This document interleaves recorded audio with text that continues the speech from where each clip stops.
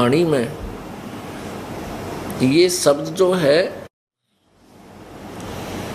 वैसे कबीर परमेश्वर जी का है। इसमें लास्ट वाली जो लाइन है दो, इनमें परिवर्तन है और इसके स्थान पर परमेश्वर की एक वाणी और है, एज इट इज ज्यों की त्यों। वो कबीर शब्दावली के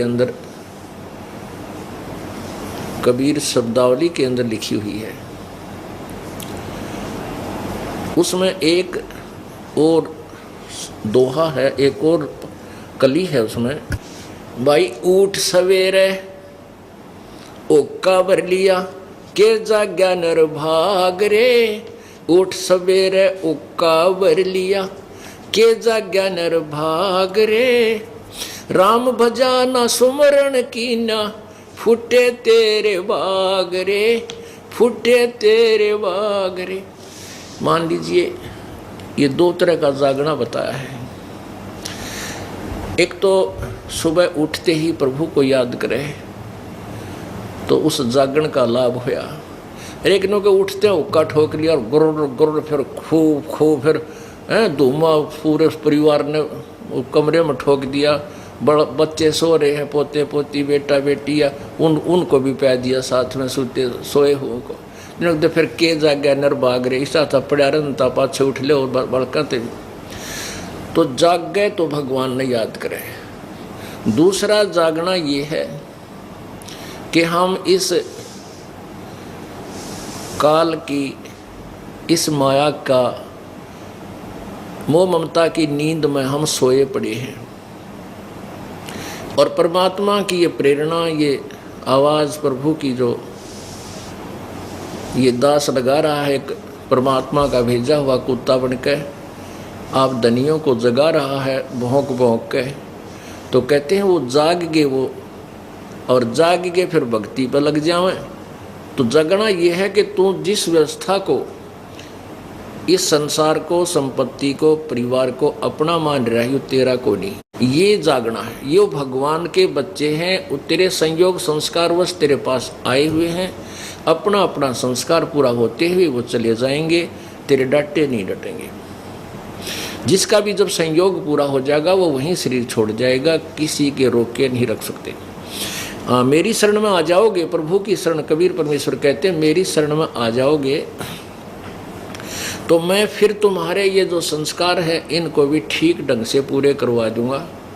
और मान लीजिए किसी बालक की मृत्यु होनी है और उसने नाम ले लिया और वो सही नियम पर रुक रहा है तो उस बच्चे को भी जीवन दे दूंगा। मेरी तो सारी ये आत्मा मेरी है, तो उसका भी कल्याण करूंगा और तुम्हारे चोट भी ना लगेगी, बेटा मर गया, उनका तुम्हारा लेन देन भी ठीक करवा दूंगा। पर तुम गफलत कर जाते हो परमात्मा के चरणों में। मान लीजिए आपका ऐसा शुभ संस्कार है कि अभी कोई चोट लागनी नहीं और आप इस शरण में आ गए, आपको और लाभ गणा मिलेगा, क्योंकि पहला संस्कार तो अच्छा है ही यार, साथ में ये मालिक का और एक्स्ट्रा ऐड मिल गई तो और गणे सुखी हो जाओगे। फिर क्या होगा, फिर आप गफलत अवश्य करोगे। ये नियम है इस काल का, इस लोक का। और गफलत करोगे तो कितना लोक लाज में आकर कोई नियम भंग कर दोगे। और नियम भंग होने के बाद मान लीजिए कोई ऐसा बुरा संस्कार आपका आसपास था कि जिससे कोई घटना, दुर्घटना ज़बरदस्त घटनी थी, तो फिर वह घट जाएगी, वो आपका चोट लग जाएगी, क्योंकि आपने परमात्मा का जो कंबल दिया था सर्दी से बचाव के लिए वो उतार दिया, फिर नमूनिया होगा ही होगा।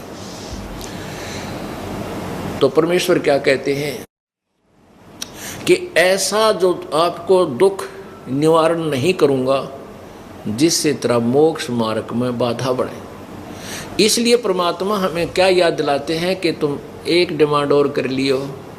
कहते सुख के माथे पत्थर पड़ो जो नाम हृदय से जावे, बलिहारी उस दुख के जो पल पल नाम रटावे। कि हे भगवान ऐसा सुख भी ना दिए जिससे तेरा नाम भूल जाऊं, आग लगे ऐसे सुख है। और वो दुख, ऐसा दुख भी वरदान है हमारे लिए जो आपकी याद दिलाता रहे, रह रह के आपको याद करता रहूं। ऐसा दुख भी दिए रखना परमात्मा, कि तेरी भूल ना पड़ जाए। तो ऐसा परमेश्वर अवश्य रखेगा आपको पार करने के लिए। हमें बार बार क्या चेतावनी देते हैं परमात्मा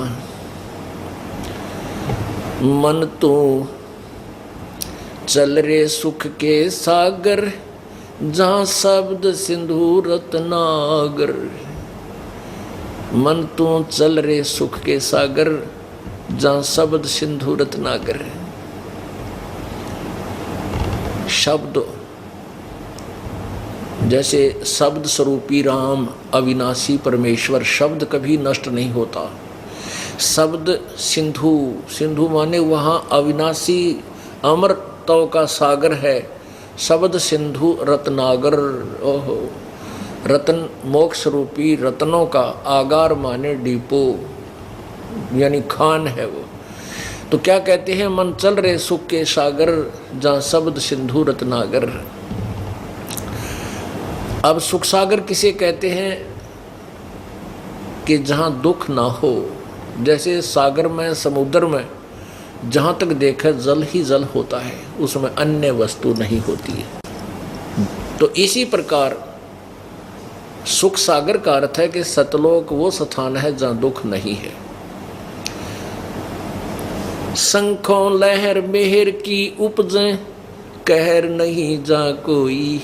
दास गरीब अचल अविनाशी, सुख का सागर सोई।